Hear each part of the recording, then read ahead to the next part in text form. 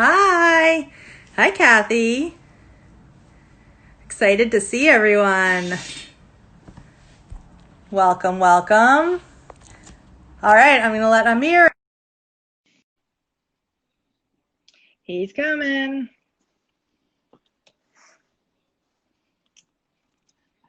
Hi, everyone. Thank you so much for joining me with Amir Fallah. He's going to be here any second. Hey, Amir. Hello. What's up? How's it going? Hey. And thank Going you so good. much for joining. Yes. Give me 1 second. Take your time. I'm like, it's kind of like pathetic how proud I feel of myself when I manage to like accomplish any technological feat. I hear you. Yeah, exactly. I'm super excited to have a chance to talk to you. Although, you know, you and I talk like several times a day these days, but now we get to do it publicly. Yeah. I know. I'm like, we'll start from the beginning. Oh my gosh, so many awesome people joining. Thank you guys so much. We're gonna like banter about for a few minutes and then we'll like officially start our formal ICA San Jose IG Live with Amir Fallah. How's it going in LA? It's going. Just working. I know. I've been up since 4 a.m., as you know. As I know, because so everyone, like Amir and I know each other's sleep schedule because we text until midnight and sadly like both respond to the same email at 4:30 in the morning. And then this morning Amir emailed me at like 5 and was like, we have the same non-sleep schedule. And I was like, yep. Yes. Do you think maybe after we finish our project together, you'll sleep again? Or do you never sleep? I never sleep. I know, think I never once you sleep have either. kids, Yeah. sleep is out the door. You know what, like honestly, and then we'll really start really talking, but like so my kids are 11 and 9, and I really believe that I have not like had a normal amount of sleep for like 11 and a half years. And like people tell me it will come back. Yeah, no, it's crazy. All right, I'm going to start talking as people are coming in. I'm going to just sort of like welcome everyone, tell you a little bit about what's going on.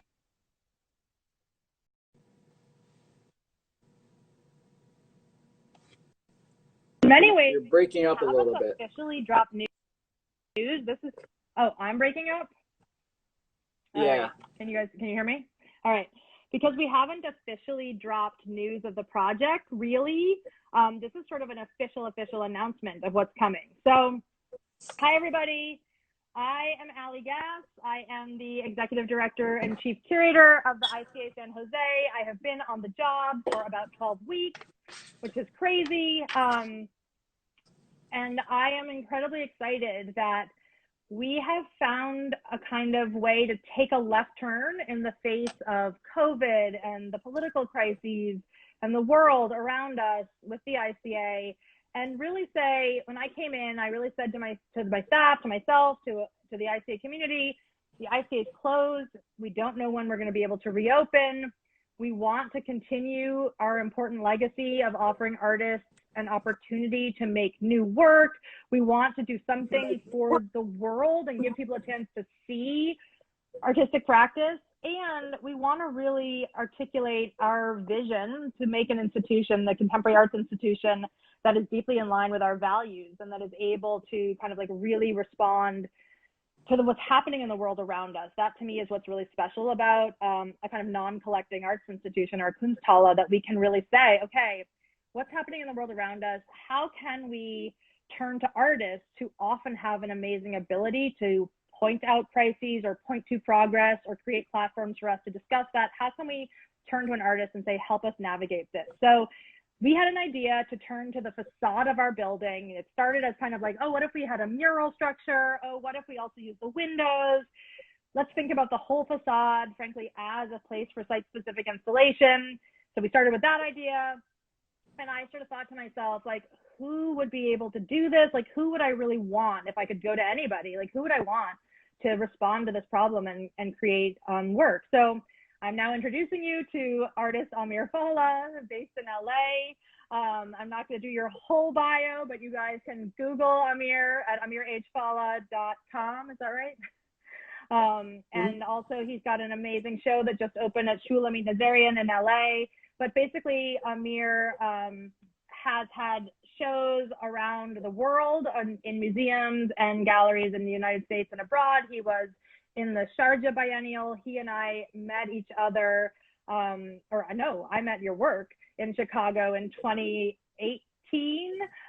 when I was at the Smart Museum, and we were given the Northern Trust Purchase Prize at Art Expo in Chicago to purchase a work of an artist that we felt like was sort of the star of that show. And my curatorial team and I found Amir's work at Shulamit's booth and bought a work. We had some collectors buy work, and he and I started talking, but we were never able to make anything happen. So I will also just add that this year, Amir won the COLA Artist Prize and the Arcadia Award. So he's having his stars on the rise, and it's a great time to come together. So I called Amir actually I looked it up for some press, asked when I called you. I called you July 27th to say like, hey, I'm in San Jose now. I have a new job and I've got this crazy idea to create a project on the facade of the building. And amazingly, you were like, make like a painting that would translate to a 50-foot mural and paintings for the window and think about the rest of the facade in like the next 8 weeks. And you were like, yeah, I got it, I'm in. And so you can tell us a little bit about like how crazily you've been working. But just before I kind of get into your work and you a little bit, I also want to say that another incredibly important part of this project is the decision at the ICA to be a vote center, or like what we used to call a polling place. So the ICA will be a voting center for this election, and a huge part of the facade project and the impetus for it as that part of this developed was to make work that would be relevant, visible to everyone who comes to either drop off their mail-in ballot, come and wait in line to vote, that they will see this project and be able to engage in it. And hopefully, and there's so much about your work and about this project that I think are deeply relevant to the issues that we're facing in the United States right now around this election. But also as part of it, Amir has partnered with us to create a Get Out the Vote campaign across the city of San Jose and more broadly. So he's designed, with the help of our awesome graphic designer, Jeff, ads that will be on bus shelters across the city that say, vote like your life depends upon it. And it's delivered through the platform of pieces of work, images from the mural. We're doing vote buttons that will be distributed broadly. I voted stickers, I think we're doing, and other stuff. So it's really like, yes, it's very much about the ICA and Amir and this moment, but it's also inextricably tied to this commitment to being part of a crisis facing our world right now through getting out the vote. So that's my big intro. I'm really just incredibly grateful that you said yes to this project. And before we start looking, we did this today so that we'd have a chance to see the work in your studio before it gets shipped. Some of it gets shipped to San Jose. But before we start looking at the work, I'm hoping you could just kind of give us a little background kind of on yourself and a little bit kind of the trajectory of your work and the new work you've been kind of making for the show in LA and kind of how that feeds into what you're showing in San Jose. So go. Sure. Thanks. Yeah, thanks for everybody for joining in, and thank you, Ali, for inviting me to talk and also do the project at the museum. So just to give you a tiny bit of background info about me, I was born in Iran in 1979 during the Iranian Revolution. And there was also a war a few years later when I was about 3 or 4 that was very bloody with Iran and Iraq. And just things in Iran were not looking so great. And, you know, more and more soldiers were dying, and they were sending younger and younger people to the front lines. And although my family didn't have to go, my parents decided to move somewhere else that was, you know, a little bit more stable. And so before the age of 6, I lived in Turkey. We were gonna go to Austria, but you know, we got stranded in Turkey. A distant relative stole money from us, left us stranded in Turkey. It's a long story, but anyway, so we lived in Turkey for about 2 years. So we went from being like middle class to living in like abject poverty in Turkey.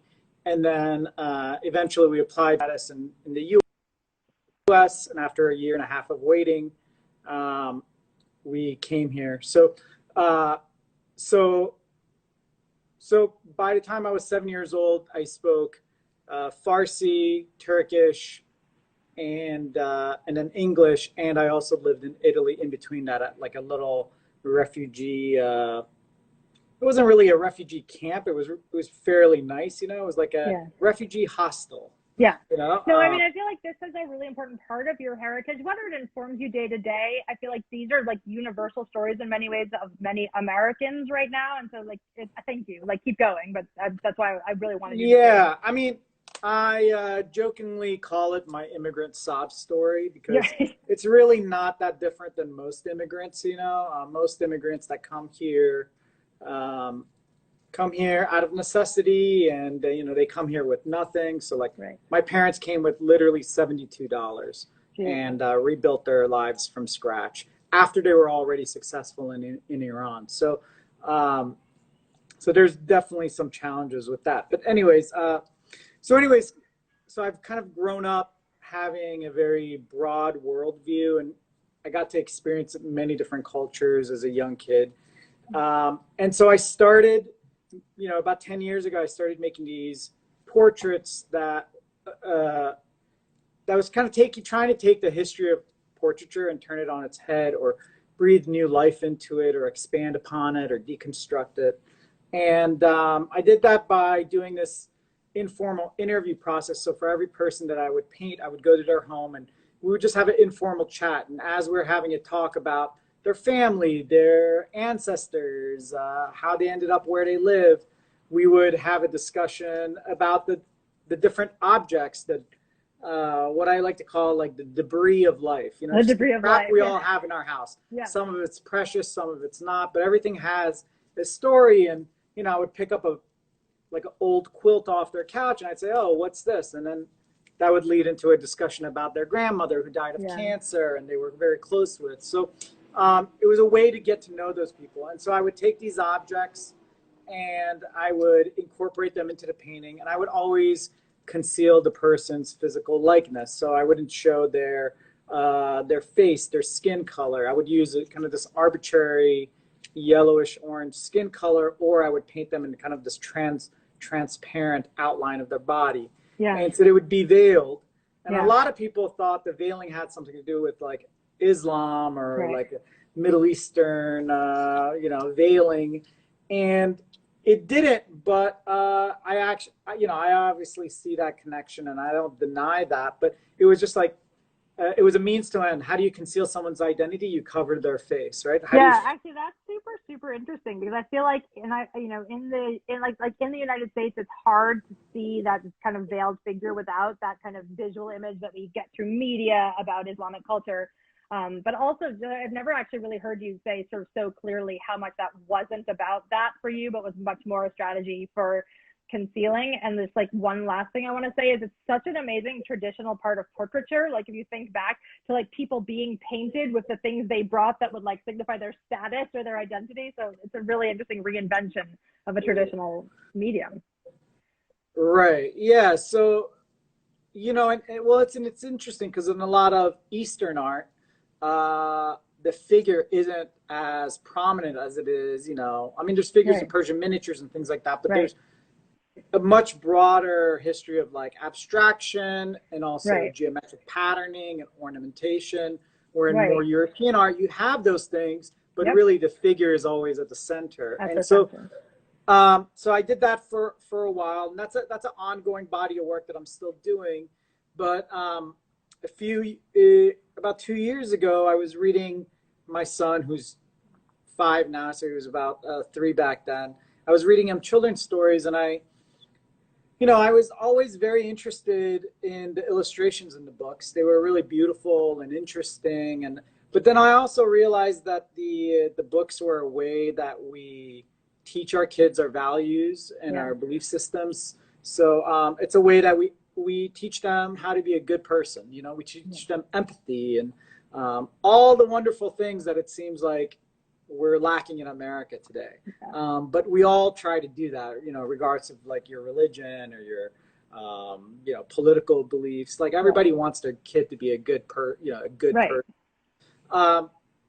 And so I started photographing the images out of these books and kind of creating a digital archive of these images. And later on, I started playing around with them on the computer, and I started making these kind of grid-based paintings that had paintings within them. So the figure was gone, but then there was all these vignettes pulling from different cultures, pulling from different parts of art history. So you would have like a section that's a piece of Persian miniature butting up next to like artwork from a matchbox from Sweden. Or you would have like a graphic from a skateboard from my childhood next to something that was abstraction. So it was, the work became very personal, and you know, in a way I realized that they were portraits of my family without actually depicting us. So it was another way. Oh wait, you froze. Yeah, to expand the idea of what a portrait can be. And then one other thing to mention is that every painting would start, text would be like a life lesson or a parable that I would want to pass on to my son. So just some of the titles are "Remember My Child, Nowhere is Safe," or "They Will Smile to Your Face," or "No Gods, No Masters," and or you know, or "Absolute Power Corrupts." Some of them are kind of like protest chants. Some of them could be song lyrics. Some of them are quotes by the poet Rumi. It really spans, just like the imagery, it really spans high and low, you know. It's like an incredible mishmash of like visual information, textual information that come at us like through the course of our lives, right? Like whether it's like the internet or stuff we find or stuff you go seek out. That's what I find is like really fascinating to me, that you take these appropriated things, but it turns into this completely original language in your work. Right. So I would kind of put them together. And, you know, one other thing that was really, I realized after the fact I was setting up these grid systems was that I had spent about 15 years laying out magazines and books as like a day job. And I was essentially building a guide that I would do when I did the magazine, an invisible guide to then create a hierarchy and structure. So even though the paintings are jam-packed with imagery, they're not, or I hope at least that they're not fighting with one another. There's some sort of hierarchy. The composition is like very controlled and feels like incredibly fluid. Do you want to go start just looking at the mural painting behind you? Because I feel like then people will begin to understand. So just so everybody knows, basically what Amir has done is we gave him the dimensions of our mural, which is 50 feet by 10 feet. And he's made a painting that is it's 3 feet by 16 feet. Let me see if I can back up so you can see the whole thing. Yeah, so you see the whole thing. Yeah, so this painting is 3 feet tall by 16 feet long. Right. And this will be like, and then you had a photo shoot where it was photographed in 8 parts, super high res. So that will be then translated into a like super high quality vinyl that will go on to this mural structure. And then after we do this, we'll look at the 2 6-foot round Tondo paintings that will actually be in the windows of the ICA. But yeah, so this is the mural. So do you want to like talk to us a little bit about what's in it and people can really hear now, see what we were saying about like your very controlled structure, including this use of borders, which I love when you talk about the borders. So maybe just talk a little bit about the composition and that stuff. So I currently have a show up right now in LA at Shulamit Nazarian Gallery. And that show, like I said, that show's very similar in that every painting has this line of text that's like a parable or a life lesson that I want to teach my son. And so for the billboard, I wanted something that was very accessible, but I didn't want to just do like a black billboard with white font saying some sort of like political message. But I also wanted to take advantage that this piece was outside and could communicate to the everyday man walking by. Yeah. And I wanted to somehow create something that would stop people in their tracks and maybe confuse them a little bit, but then have it visually be beautiful so that it would like pull them in. So it's not very different from how I go about all my work. I mean, I'm always trying to use these very like formal techniques and kind of using the allure of patterning and decoration and embellishment to kind of pull in people to talk about more serious subjects. So this piece has several pieces of text that kind of encompasses more or less things that I think are happening in the US right now and that are important and, and affecting us during COVID and all the protests going on and, everything that's happening with Trump. So the texts are, "They will smile to your face," which is referencing kind of quiet racism, but also quiet prejudices that I've kind of dealt with as a kid and as an adult. But it could also be people in your office talking behind your back, or family members or friends, kind of people that, what do they call them? Frenemies, right? Frenemies, yeah, exactly. And then this piece, the text down here is, "The animals of the world exist for their own reasons." The next one is "A borderless world." Yeah, I love that one. And this is, "Remember my child, nowhere is safe." Yep. And So "No powerful. gods, no master." So the imagery in the painting comes from a wide array of references. So this kind of angel, Middle Eastern figures from an ancient Persian miniature manuscript. Then you have, there's a lot of logos or symbols of organizations that are politically motivated. Some of them are not real organizations, but are more like collectives. So like, you have the feminist fist logo down here. Nice. This is actually like an image from a matchbox from, maybe like the turn of the century. Crazy. I think it was Swiss. You got the peace dove. This kind of Rorschach landscape is from like a Japanese collage I found. Awesome. Those hands are from a from a civil rights button. That was like made during the 60s that I found in the archive. Various images from matchboxes.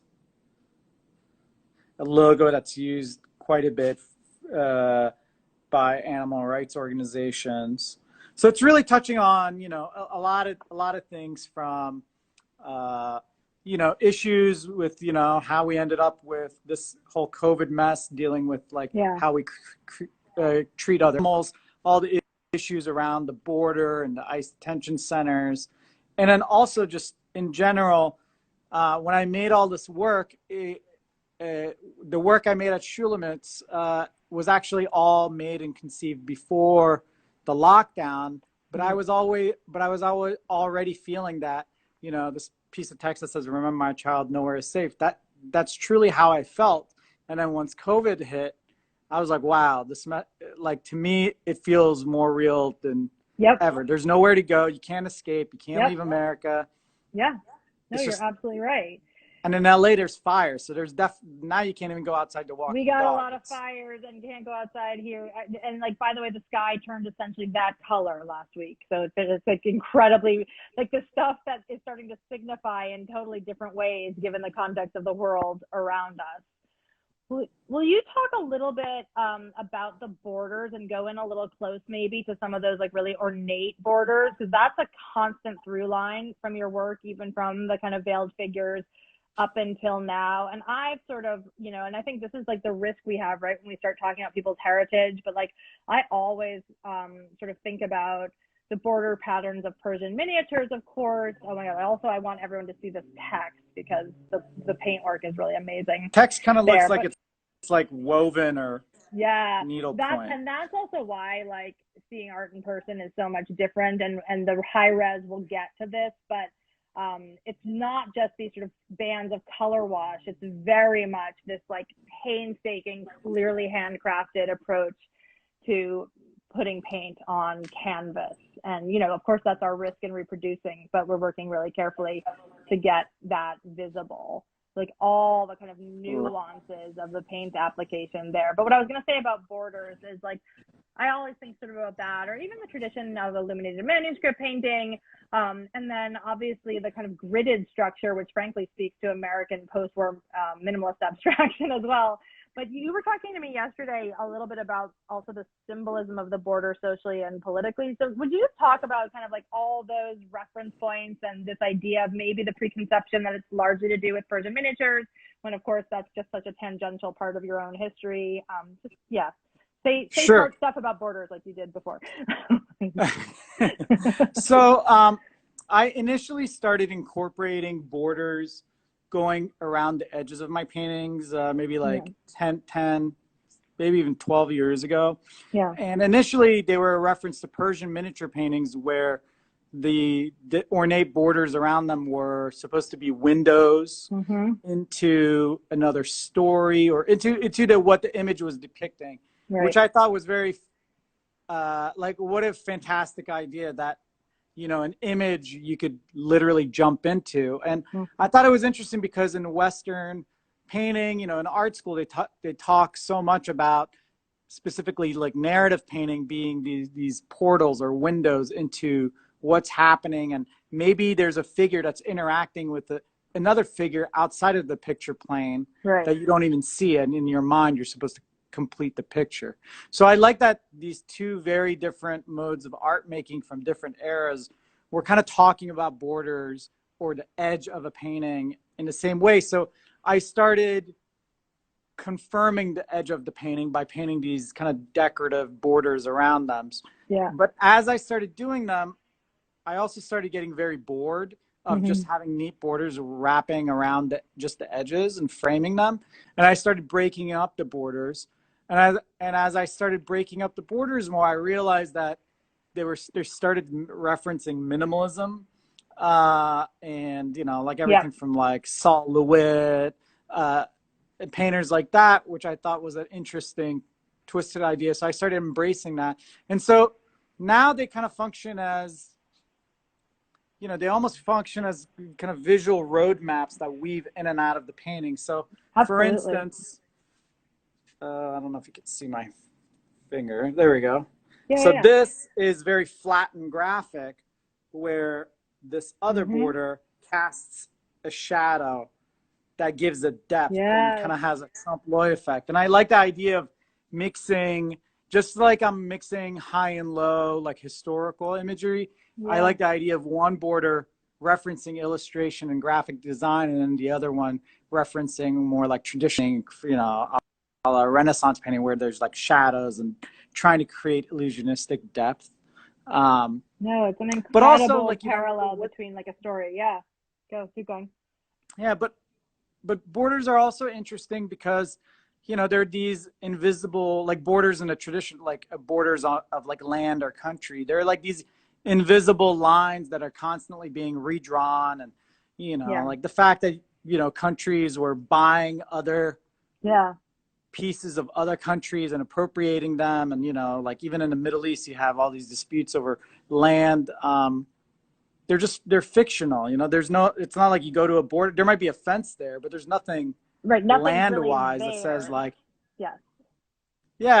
And then also like signify so dramatically in our current political landscape with this obsession with the notion of building a wall, let's say, to like materialize a border and make it impassable. And so I just think the fact of the border, which pulls from art history across geographic regions and across different time eras in your work, but also has this like very sort of social and political metaphoric condition. It's what makes the work so rich. I think we should maybe start moving over to the tondos.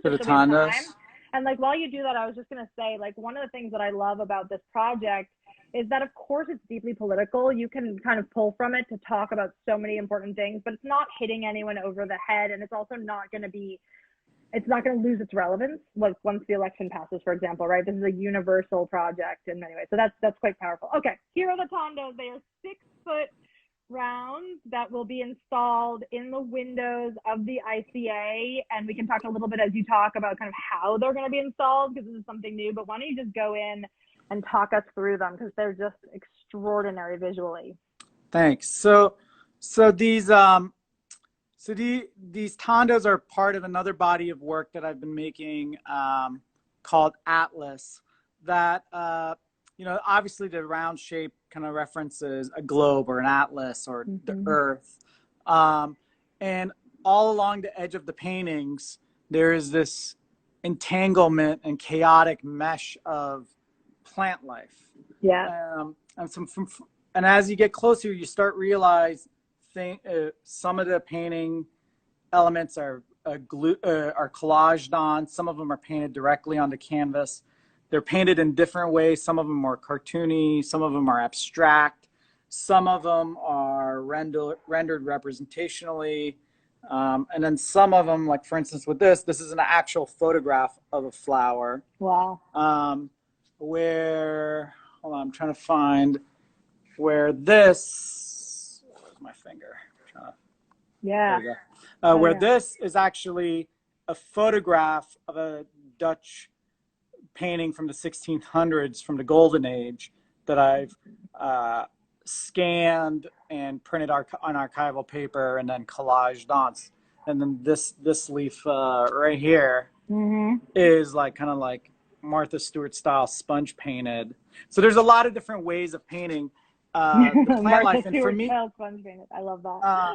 And for me, that was really important because I started thinking about the history of plants and how they relate to humans, in that plants migrate just like humans. Sometimes they're migrated and travel with humans because of necessity or for beauty or for medicine, but also animals also help plants migrate across the country. So you'll have a bird that'll have a seed in their feathers, and it'll travel hundreds of miles away and grow in a different climate. So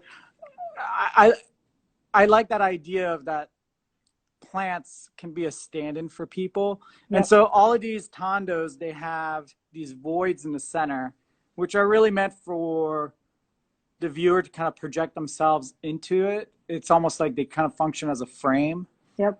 And so wrapped up within the the mesh of the chaos of the plants are different images, similar to how the grid paintings are set up. So this is an angel from a Persian miniature. This is I believe it's a Cambodian protest propaganda poster. This is a bootleg Silhouette painting. I love this. They both have a silhouette in them. Yeah, they both have silhouettes. I've been really into silhouette lately, and I can't afford the real thing, so. I know. That's the good news. You can make your own. Yeah, I can make my own mini. This is from a Persian miniature. And then, so the paintings are called Cowgirl for her, and the other one is called Cowboy. And they're going to be attached to a motor that's going to be behind them. And in the windows of the museum, they're going to be rotating slowly. Really slowly toward each other, right? Yeah, towards each other, almost like they're going to collide. Yeah. And I wanted them to kind of feel like all these different references, from the historical to the political to pop culture, are constantly being tumbled and falling on top of one another and smashing into each other. And sometimes they're living harmoniously, and sometimes they're literally clashing, No, I love this idea. Like when you first told me this idea, and you've never done this before, right? You've never had a painting rotate. No, I've proposed it many times for public projects, but it's been something I've wanted to do for several years. No, it just makes sense, especially since so much of the practice is about this kind of jumble of influences and changing locations and different kind of things that barrage our visual or an emotional experience. And I love that we're kind of physically giving meaning to that. I also love, frankly, that because they're going to be in the window and they're 6 feet in diameter, they really are kind of like reflecting your body. You're going to stand right in front of them. And if you stand there and like watch them, they rotate slowly, like everything will kind of come into your visual field more clearly in a different way. I'm excited to experience that. I think it's at the scale that they are and the fact that they're right at street level, kind of like right at body light. I think that'll be a very interesting experience to just kind of painting. We don't always think of as a time-based medium, right? But it really will become that as you stand in front of it. Right. Well, you know, I always think like successful painting, for me at least, is something that you want to stare at for more than 15 seconds. So I always try to have these many different layers. I'm always trying to seduce the viewer to at least get their attention. Even if they don't like the painting visually, I want to intrigue them and have them spend some time with it. Yep. And then have the content kind of reveal itself over time. Like I had a collector once tell me that they owned a painting. It was actually a Tondo. And after a year of owning it, they were like, oh, I realized like you painted this weird spider in the corner. And you know, they were completely puzzled that they had lived with this thing for a year. So there's always these like little Easter eggs that I'm kind of hiding in them, or like these visual connections between some of the images in them. No, I love that you're saying that. In fact, because like for like museum professionals, there's all this depressing data about the average time that visitors spend looking at artwork, and it is like not even 15 seconds. It's so upsetting. And like I agree that like we're always trying to find ways to like enhance like impetus for close looking. And of course, that's partly why you're the person I reached out to do this, because there is extraordinary visual pleasure in looking at the work. It's complicated enough that you want to spend time in front of it. And then there is this process, I agree with you entirely, of things revealing themselves, whether it's visual discovery or it's conceptual realization. They're both, you know, equally important. No, the work is amazing. I want to invite people to start asking us questions in the chat. Our fabulous curator, Christine Topus, is also monitoring, and she will like ping me if I'm missing questions. So please feel free to ask us questions. But Amir, since we're in your studio, I know you've got a little bit of other work that's not totally finished, but are you willing to show us some of what's going on around? So here's a painting. Oh, I love this one. Yeah. You saw this yesterday, but I just finished it. This will be in in a solo show, and it'll be in a solo show in January at Denny Dimon Gallery in New York in Tribeca. Awesome. So that's a new one, and well, let me zoom in. Yeah, show us the crazy. Oh my gosh, this thing is amazing the way it's painted. Look at that. It's so creepy, but also so beautiful. And I think like this kind of incredible, almost photorealism of the way you painted that versus the very graphic ways you've addressed some of the other materials in there is just amazing. All right, yeah, I love it over here. This is a good one. This is a new work. So I'm still doing the veiled figures, but if someone's not familiar with them, they kind of look, I do kind of two formats. Some of them are, there's a lot of objects and they're like in these kind of like full environments. And then I have this other kind of portrait format where it's just like kind of waist up with one object. So in this painting, the figure is holding this Venus of Willendorf sculpture that her husband gave her. That's one of her prized possessions. Okay, hold on. We have a question. How did you arrive at democratizing the cornucopia of broad range of images, artifacts? So I guess this idea, right, that you've mixed matched high, low, political, children's books, like, is there, I'm going to paraphrase, an impetus for this idea of democratizing all of these source materials? You know, a lot of it just has to do with what visually feels right. And then, you know, the text here, I'll just show one of the paintings that I kind of started in the process. So, oh my gosh, this is beautiful. This painting is called Dying for Invisible Lines, Killing for Invisible Gods. And so I'll start with the text first. And I'll start pulling the images. So it's not necessarily whether it's like a mix. I don't have like a perfect mix of high and low.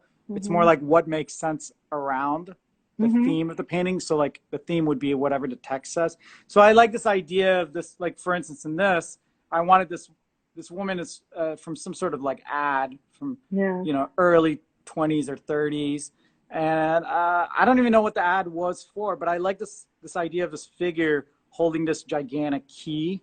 And so when I was thinking about borders, I was thinking about access and, you know, keys give us access to things and hold people out. And some people have the key and some people don't, kind of like a passport. And then I like this key kind of being overgrown with botanical life. And she's kind of like smirking like, hey, I got the big key and you don't. This is a really good one. It's beautiful. So that's paired with, you know, it's an image of all these different comets, but this is from like an old engraving. And then this is some random, like very old book cover, but the silhouette with like a fence in front of them. So you can kind of get the border reference there.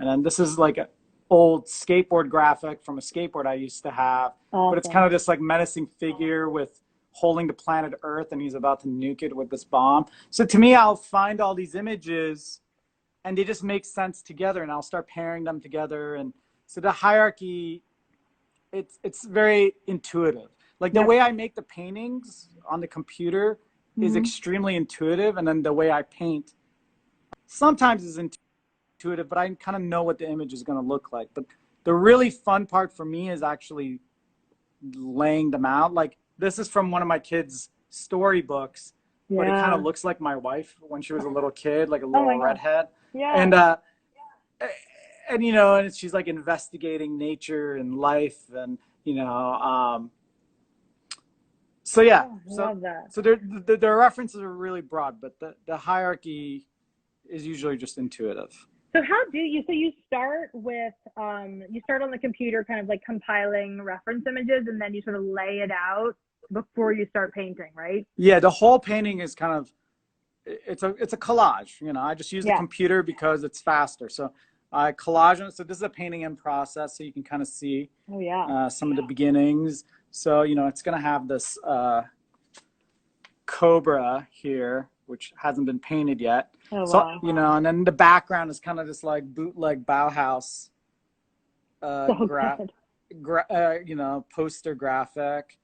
And so, so they'll get, you know, so I'll take the digital mock-up and we'll project it.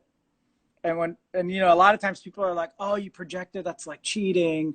But like, this is the level of detail it's really just for a quick proportion. It's just to save time. Also, really. Like there's no such thing as cheating because you're using a tool and then it's going to be see, the sketches are very loose. So this is how the text starts.